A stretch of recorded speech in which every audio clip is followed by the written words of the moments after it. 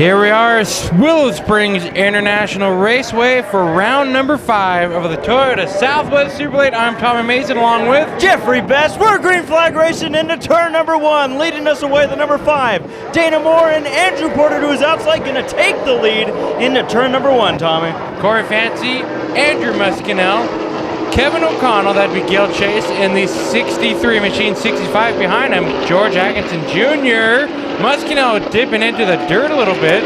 I guess he wants to go dirt track racing on the side. I don't see why not. You know what? There's a lot of dirt to go around at this racetrack, Tommy. Porter with a big lead. I'm sorry to interrupt. I was just going to say, battle is for second. Moore and Fancy into turn number 3, 4, 5. And this is where you learn to count here at Willow Springs on the road course. Greg Austin's number 70 blue machine, the 51 Steve Hamilton. We've got Gary Dion in the 29 machine. In that battle as well is the 47 of Tom Whitson. Chuck Craddock rounds out your field of competitors in his black number 57. Porter running away with this one right now. Look at the lead for the number 7 machine. Corey Fancy now holds the second spot. And Tommy mentioned the 59 driven by Kevin O'Connell today. A couple weeks ago, Kevin O'Connell racing in the Nationwide Series all over the road courses. So O'Connell with a lot of experience. We know Corey Fancy with a lot of experience. And then you got Andrew Porter. He's like, hey, we got a Superlate model. Let's go race. And he's going to be doing double duty today. He's right now leading this Toyota Southwest Superlates Abadak 50. And then he's going to get out of this machine and go racing at Irwindale Speedway. Now, I mentioned experience, but what about the number 63 machine of Gil Chase as far as experience goes? You can count his accolades by the amount of rocks on the speedway. Yeah. So, battle for second. Kevin O'Connell closing in on Corey Fancy. We know Fancy's going to be a tough one to pass, no matter where he is. It doesn't matter if he's racing for first or last. Need to see the crowd out here at Willow Springs International Raceway, and it's kind of funny. You go to a racetrack and you walk around, drive around, and there's crowd all over watching. It's not up in one particular spot. Yeah. And so, I mean, you can sit on pit road for the most part. And well, they have over 2 miles to choose from. Exactly. And all of it's great. Look at the view we have at the top of the Budweiser balcony, literally looking across the entire Antelope Valley floor, and you get to see each and every corner of this track. Now, Tommy, talk about weather today. It's been windy, which it usually is up here, but it's been hot, a really hot summer day. What does that do to this track? Well, I can imagine the tires really heat up, the track gets greasy, and the drivers are really having to stay hydrated to keep control of their machines. Yeah, a lot of twists and turns at this racetrack, which means a lot of effort and energy going in. Battle for second. Chris Cross and O'Connell looking for a way around Fancy and takes it on the front straightaway. That 59, like you were saying, the driver is experienced, but that car is looking fast. So Porter out front. Now we're going to look back here. Dana Moore and his number 5 machine leading this group. George Atkinson, Muskinell rounding out this 3-car pack of racing. Dana Moore, Tommy, we've seen out here racing in this division quite a bit, and it looks like tonight, right now, things are looking pretty good for him. Absolutely. So the field looks to be settling in here, and then they'll be coming up to a break, a caution break, just to not only restack and regroup the field, but also allow for a 5-lap shootout. Yeah, and that's one of these things that all these drivers have in mind is how much conservation, because this is a huge conservation type of race. You don't want to use up all of your equipment early. You need something there to contend for the win with 5 laps to go. You know that caution's coming out. There's no question about it. So it's just a matter of planning ahead for it. Porter right now, we saw he had a pretty big lead. O'Connell's catching up. Either Porter's backing off or O'Connell is really picking it up. I think O'Connell thinks this is the last lap because that car is on a tear right now. Well, it is the last lap. Oh, I'm sorry. Porter looking good, though. He's in the lead. We got 4 cars all within a group. You know, usually we would see these guys kind of splitting apart from each other early on, but not the case today. We've got a battle for the lead, a battle for 3rd, a battle for 5th. I mean, it's all around this track. O'Connell is closing in, though. Well, this is the fun that we have usually with the series, is they're not afraid to invert. And what was the invert that we had going into today's race? It was a 6-car invert? I believe so, yeah. Which, that means Porter qualified 5th. And that just goes to show that these drivers, Tommy, I mean, there's crazy noises all over the place out here. Interesting story about Andrew Porter, actually had a broken shock in qualifying. Yeah, he actually, funny enough, we were all walking through the pit area during the day, and the fire and safety guy comes on the radio and says, attention drivers, if you lost a shock, please come see me at the, wherever the meeting place was. Right. And then we see Andrew Porter walking around, and he's like, well, I was the one that lost the shock. Yeah. Oh, doggy battle for the lead out of turn number 9. Whoa! Sliding across turn number 9. And Fancy's closing in on these two now. So we have a 3-car battle for the lead early on in this race. You can see the wind off the flags. That's obviously having an effect here, but it's not anything new as far as weather conditions. Correct. At Willow Springs. Willow Springs and Rosemont and the entire Antelope Valley gets windy after noon. I don't know, once 12 o'clock hits, the breeze comes up, and then it can get really windy throughout the day. So, something about this location gets windy. But yeah, absolutely not a surprise to any of these competitors. O'Connell still trying to chase down Porter, and like you're saying, Fancy in the mix as well. O'Connell is driving that car for all it's worth right now, and you can see Fancy looks to be doing it a little bit more smoother, obviously not trying to pass around a number 7 machine, but this is going to be a good race, it looks like. I can't tell which of these 3 is faster and who's conserving. Very true. Talk about conserving. If there's one thing I know that Andrew Porter's been talking a lot to me about recently, is that it's such a challenge just figuring out how much tires you can use up versus how much you can save the car. And you trouble! Going into turn number 9, Andrew Porter sliding through the dirt. And he's still sliding up onto the embankment over by I was the convinced street. that he was going to keep going. Yeah, I figured he'd land over in the streets of Willow. My goodness. What a Andrew slide. Porter, your leader early on in this race. Those people getting a dirt show back there. Yeah, it looked like there was contact from the front bumper of that 59 machine. I'd be curious to see if Andrew can get if he's stuck or not. We don't know. He looks like he's on the embankment trying to get that car refired. We talk about luck. What has Andrew Porter not had in the series so far? Yeah, exactly. Brett runs every race that he participates in out here except for the luck. When it all comes to close, is usually on the trailer early. Well, we might see a caution, and this one there is no official caution out yet. Fancy's still trying to catch up to 59, and you can see the damage on the nose, the grill area. That 59 is pushed in just a little bit. And, so there's no question there. I mean, it wouldn't have made sense unless something broke on the 7 machine, which obviously isn't the case. And now more under fire from Atkinson for the 3rd spot. But Tommy, Andrew Porter, still sitting there. You can see him he's kind of in a weird spot right now. I see the safety truck coming across the track. You figure it. So I believe we're going to it looks like the caution's out. Yep, there it is. So we got a full course caution. That's a corner caution, but we just heard that now the caution is out. And that was a battle for the 4th spot. I should correct myself. On the embankment, he might be done for the evening. I don't know. You see the flag out from the main race control there. We'll see. Well, here you see Andrew Porter is rolling that number 7 machine, Tommy. At this point, it's the question: how much damage does that 7 car have? I don't see any flat tires. I don't see it's any. Rolling. I mean, it's rolling. I was expecting a lot worse. We know that there's a lot of, when we talked about it, during our little break right there, that we're surprised that he didn't roll over. Oh, big time. I mean, there's dry creeks right there that his wheels could have dug into and sent him flying. The only damage I see is right under the grill area, so that you would think you'd see radiator water spewing all over the track. You don't even see a trail.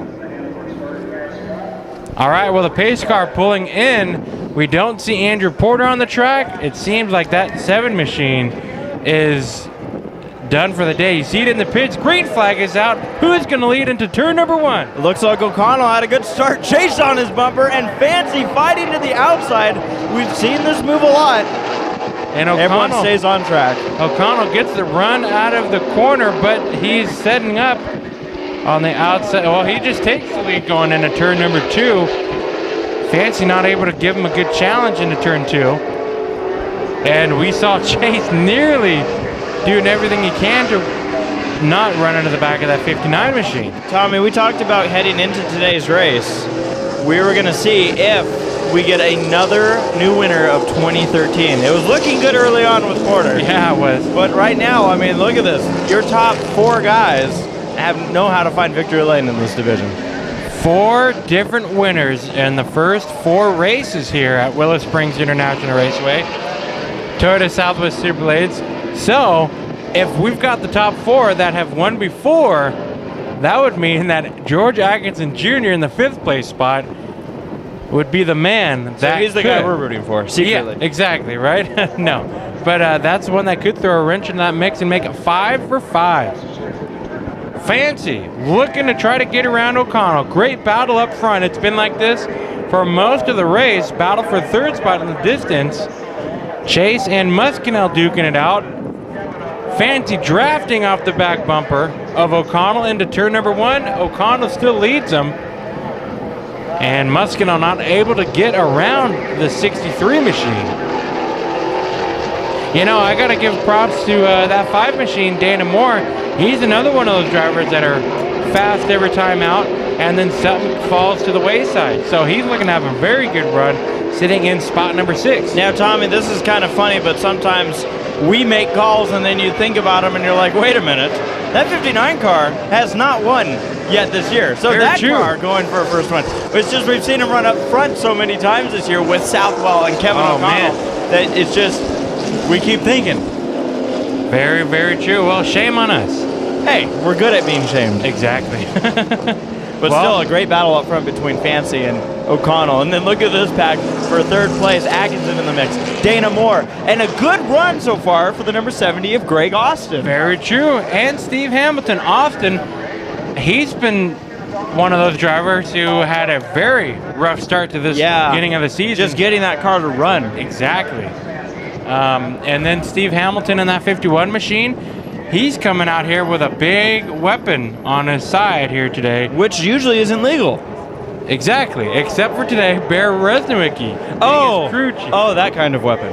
Yeah, look at the battle up front. Fancy looking to the outside. Can he get it? He has a good run into turn number 1. No. I always, whenever I see a car go on the outside, O'Connell!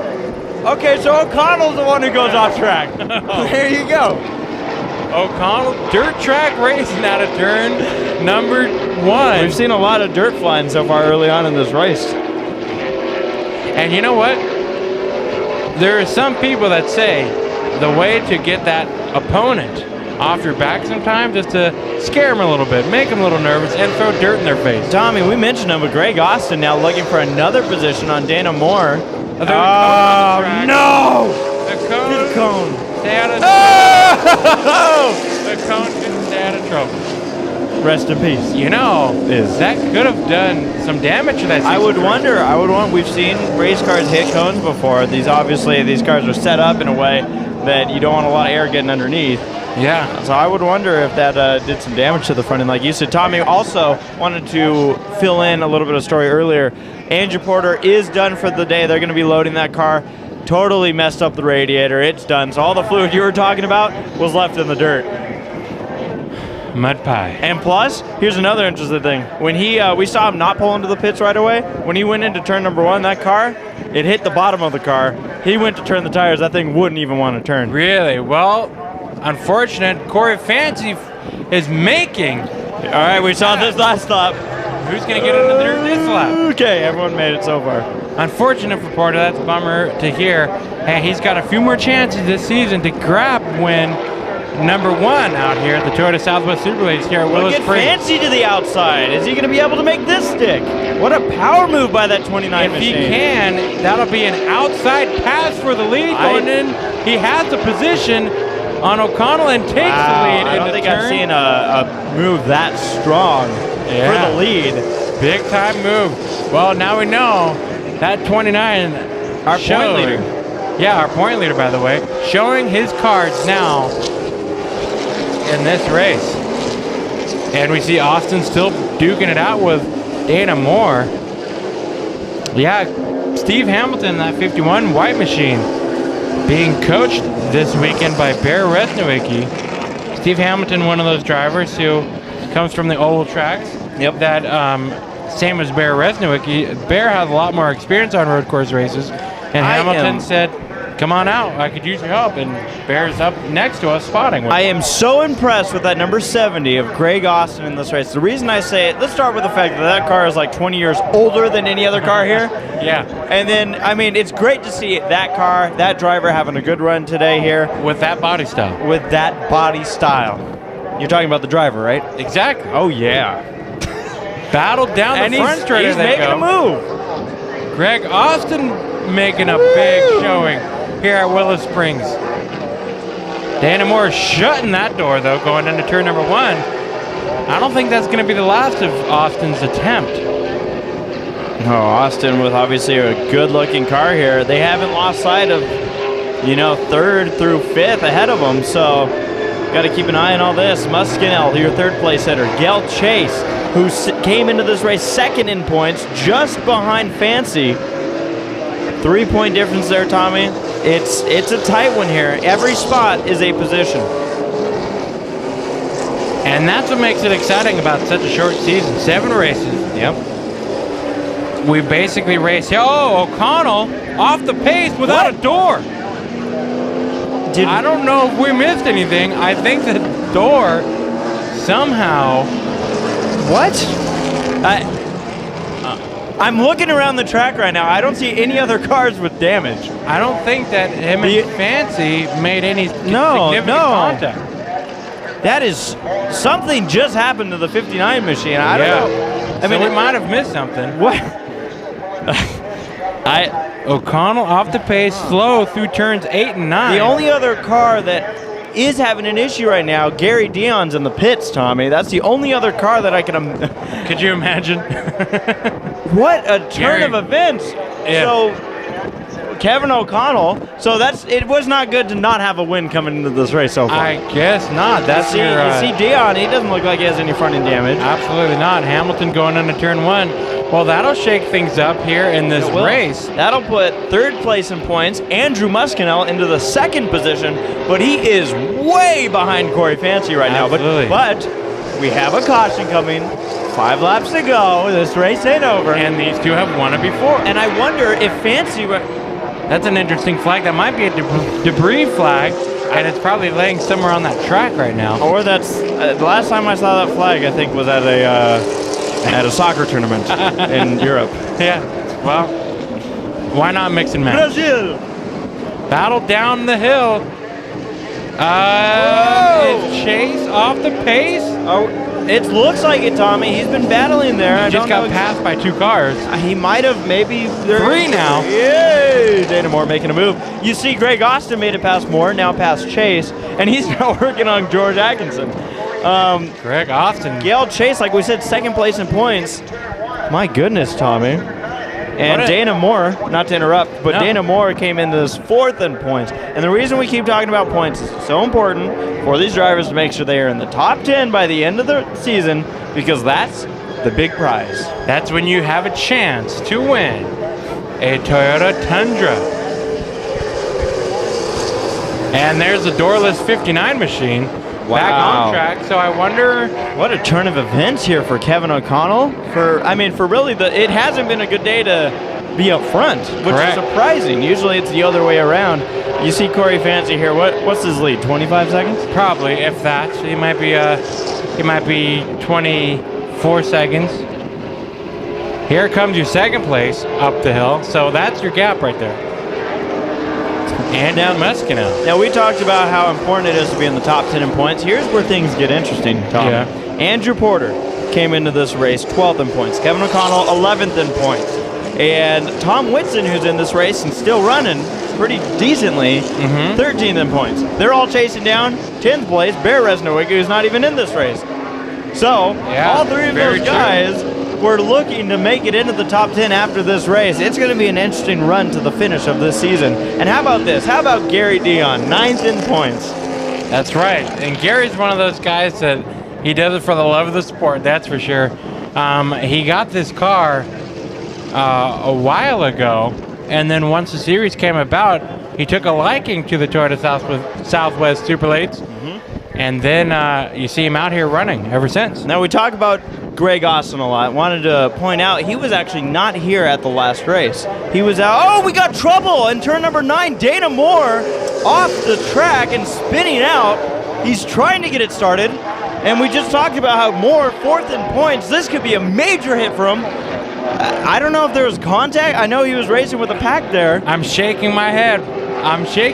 Well, he gets it refired, but Dana Moore, we were just talking about how fast he's been. This was a good race going for him. Like, you know, he's another one who's just been looking for an ounce of luck and just has been robbed of every piece of it. I was going to say that Greg Austin, though, was not here at the last race, so maybe he was spending some time fixing up that car, getting it ready for this race. It's paying off today. But how about George Atkinson, Tommy? The 65 machine. How about both of these competitors? Both of them. But yes. Yeah, the 65 car, let's not forget that thing showed up as a late model when this all started. Very true, yeah. It showed up as a late model competitive for Irwindale Speedway, and then they realized, well, this is our home track. Let's put a super late model motor in that machine. So it's running out here with a big power plant and a late model chassis. Well, we're closing in on the caution, the brake, that will then set this whole field, and it's probably a good time to mention that there's going to be an invert for that too. Very true. So that's all based off of, I believe, a random draw for the invert. Austin trying to close in on Atkinson. Both these drivers having a great run today on this windy day. And Fancy still in charge of this one, coming back up the hill. I think his lead is extending now. That wouldn't surprise me. No, definitely not. You know, this last race here in August, the last day of August. Yes, absolutely. We're finishing it up August 31st, 2013, the Southwest Superlates, presented by Toyota here at Willow Springs International Raceway. But in a turn. Yeah, I think George might be watching his mirror too much, or the car. Austin is stalking him right now. Yeah, he is.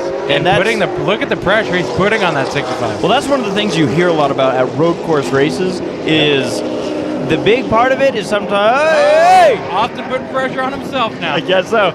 But it's sometimes you just have to kind of stay there, be on the bumper, give the guy pressure, he'll make his own mistake, and that's how you get around. You see that all the time in different road course races, all through the top tiers of NASCAR. Yep. And you see it here at Willow Springs. Here comes Tom Woods. What I like about Willow, Tommy, is that this track has a ton of passing points, it feels like. Absolutely. And it's a very high-speed track, too, which could play a big part into your lap time. One screw-up in one corner can really determine the rest of your lap. The 47, Tom Whitson, he's made it out for the first 2 days and then returned here for the 5th running. So he missed the last 2 races in that 47 car. Good to have him back. Out here, looking at Gail Chase, who looked like he was having an issue. Might have just gotten out of the groove. There was a big pack of cars, so he might have just lost some time there. Absolutely. So that was an interesting scenario we had there with him. There's Muscanel. Big money on the track coming up the hill. That 22 machine. Look at the dollar bills that have stuck to the hood. Definitely one of the best looking cars we got here. All wrapped up and ready to race, man. That 22 machine from the Las Vegas area, if you couldn't tell by the sponsorship. Look at the lead he has. Look how small Gail Chase looks. Gail Chase. Corey Fancy. They both have yellow cars. They had their lemon heads today. I mean, literally a big lead that 29 machine has out of turn number 9. He'll be coming down the straightaway. As you can see, 2 skid mark patches. This is such a big straightaway, it's doubled as a drag strip on Checkered nights. flag. Checkered flag. Now, that's not the end of the race. That's just the beginning This is where it starts. This is where it all begins. So this is where we start Muscanel. our shootout. Yes, Muscanel. Second place, Atkinson is going to hold off the hard-charging Greg Austin. And now it's just a matter of what's the invert, what's going to set us up for everything.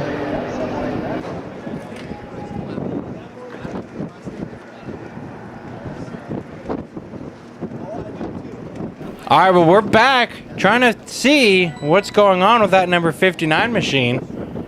Kevin O'Connell. You see the crew pushing that machine back. It looked like it was trying to refire. And they're probably going to go back and get another run at it. And as you can see, they write it down because that's an uphill incline. After just pushing it uphill, you want to save all the energy you can. Huffing and puffing those boys are. We know all about saving energy. And it looks like they're going to get some more help from other crew guys. Day of the Thunder. Hey, that's my motor in that car. We're going to push it. And they can use that help. They're going to do it again. A run up the hill at the end of the pit road. Can they get that 59 machine refired?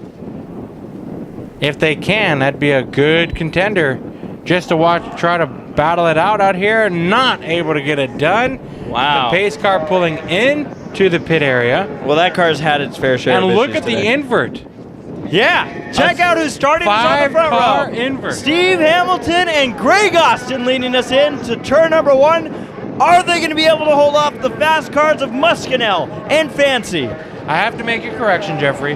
Andrew Porter was the fastest qualifier. This is the 5-car invert.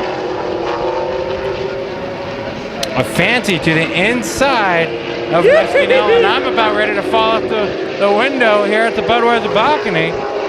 Battle for the second spot. Oh my goodness, look at this pack going into turn, whatever it is. This be turn number 3. No. Greg But it's Austin, he was looking to the highest side. Trouble for Muscanel, he goes around in front of the field. And it looks like to be doing the same thing he did a couple races ago. Might have real Strange hop. point to go around. Yeah, he was all by himself. Yeah. He was trailing this field. We have 4 cars under a blanket with Hamilton leading. Well, hopefully Muscanel can get that car refired and get back on the way, because this is a great battle. Steve Hamilton with coaching from Bear Resniwicki, a fast driver out here, leading this one, but at Fancy to the outside of Austin. Well, depending on which way you look at it. True. I always consider it passenger and driver's side. True.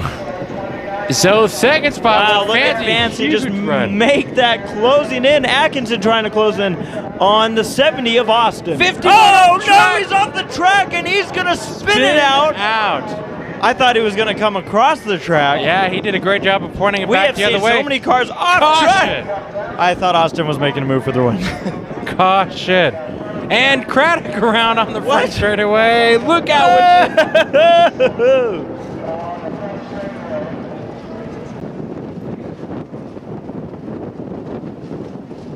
Pace car pulling back off a lengthy caution, and it wasn't because of Hamilton. It was because Muscanel spit so much dirt and rocks onto the turn number 3 surface. They had to do a lot of cleaning up. We go restart, 3 wide. I think Moore might have jumped the start because I don't know. He passed. He passed Greg Austin and was almost ready to pass. He's Court ready. Manson. He's going for the win, man. Dana Moore. Now, I wanted to correct the correction. There was a 6-car invert today to start this race. I'm sorry. I read it wrong. I promise. I'll believe you, because I won't believe me anymore. Fancy out in the lead right now. Battle for the 3rd spot. Greg Austin and George Atkinson. You're right, Jr. though. That was a heck of a move made by Dana Moore. He might have been. Look at Greg Austin, jumping. Tommy. Austin bumping more up the hill. Hey, contact. Stock car racing. We're racing. I can guarantee you this. Not one club racing that we see out here Willow Springs is like this. Hey, I just hope that the club racers see what we're doing. Out here beating and banging fenders in the stock car racing Southwest Superlates. People coming out and camping, it looks like, on the left side of your screen. You know, Tommy, one thing I noticed about earlier, Andrew Porter was sitting up on the mound. Yep. We had a mini stock drive by. Very true. Want to talk about a multi-use facility? This track's, I don't even know. I lost count how many racetracks this Willow Springs International Raceway facility has, but I can tell you 4 different events taking place today alone to show how busy this property is. We got the big track running right now, Fancy leading that race with just a handful of laps left to go. And then you've got next to it the Streets of Willow doing a motorcycle event. Ooh, oh, we got trouble! Big trouble for Steve Hamilton in the number 51 machine. He tagged the wall at the end of the straightaway. What do you think? It could have been a tie. We know he went spinning through the dirt just a few laps ago. That would make sense. Tires, these rocks are very hard on tires. What a horrible place to have a tire go down, right on the exit at the fastest point of the racetrack of this long front straightaway. That 51 car is not moving, Tommy. I just hope that Hamilton's all right. It may or may not bring out a caution. I agree with you. He is on the exit road into the pit area. True. He's not on the track surface, but yes, let's take a look back over here. Hamilton, no window net down, but I do see movement, so he might be trying to get it refired. I don't think he realizes how much damage. We'll see about that. Hamilton came into this race 5th in points, so he's probably going to take a hit, but it shows consistency has really been on his side, and he's been able to stay up there mid-pack of the top 10. Very true. And I'll finish off by saying that you saw the mini stock drive by on the back of the screen. Yeah. They're running the Willow Springs, Speedway Willow Springs, Yes, quarter-mile oval. So that's where that mini stock is headed to. I think they have skid plates tonight. And then to round it out, battle for the 3rd spot. To round it out, go-karts were taking place at the bottom of your screen. George Atkinson take away the 3rd spot. That puts the 70 of Austin back to 4th. And you see the 51 car still sitting there. Yeah, he is. But like you mentioned, they might be out of the way to where that might not need a caution, but I would hope someone will check up on him at least. Good battle for the 3rd spot continuing on. Austin's not giving up. Fancy though. He's checking out. Well, he probably sees everything that's happening behind him, and he knows that if he's going to go sliding through the field, the dirt field, that he better have a big lead. Very true. And he's done that before. We've seen how aggressive that 29 can be all by himself. Atkinson on the rear bumper. Wait, on the rear bumper of the 70 machine. How about this? Austin getting around the 65. Getting around off of the screen. Hamilton is driving it away. Right rear flat. Look at that. Now, that could have been from the wall hit, Contact. but something tells me that happened pre-wall contact. I will say that when I looked up, that wreck looked a lot worse. You could see on the green wall where the 51 hit, but may not have been as hard of a hit as I thought it was. Hopefully, so that team doesn't have a lot of fixing to do. But my goodness, Tommy, what a turn of events it's been here tonight. Today. I like saying tonight because we're at a racetrack. Very true, yeah. It's been nuts. We've had cars going all over the place here. There's no lack of excitement here as the white flag comes out for the Southwest Superlates. The battle comes on for the 3rd spot. This is what it's going to be a showdown for. We love it. How about Dana Moore sitting in the 2nd spot? A fantastic restart for him. They're calling it legal. So are we. It was a good one for Moore. And Fancy, though, your leader, what a phenomenal run it's been for that 29 car. Yeah, that 29 machine, when we saw him first come out here to Willow Springs. Oh! Sorry, that was me falling out the window. There we go. When we first saw that 29 machine coming out here to Willow Springs, we were very curious. He's the Super Truck champion at Irwindale Speedway, but he's raced on road courses before, primarily this one. So we were excited to see. We know the quality that 29 machine has from running on the oval track. How would it parlay to the road course? Well, he's been doing fine ever since he flipped the switch and turned on this 29 to the road course. So the 29 machine, as Muscanel has trouble. It's crazy out here. You know, Muscanel, Tommy, hasn't been able to work back up to the 2nd spot where he was running. Just not a lot of speed there. Chase was struggling all day today in the 63, it looked like. And it just really jumbled up. And Chase spinning out. Chase! There you go again. How about that? You speak of the devil. Well, out of turn number 9, the number 29 machine. Once he got clear, it was pure domination. The 29 of Corey Fancy is going to come down the front straightaway. Your winner in the Southwest Super Late Models here at Willow Springs International Raceway. And big trouble! Atkinson. sliding across. That was probably contact. It might have been. Ah. I don't know. We didn't They were catch it. racing hard. They were. racing hard. Atkinson spinning across the track. Wow. And unfortunately, this result has no implications to how that car ran. Well, can I just say that it doesn't surprise me that we saw a car go flying off the field? Because that's what we saw all day. Can I just say that these Toyota Southwest Superlate races are exciting from start to finish. Chase still trying to get that machinery fired. What a wild one it was here today. Today was a wild one. The Abadak 50 here at the Toyota Southwest Superlates at Willow Springs International Raceway. Your winner, Corey Fancy.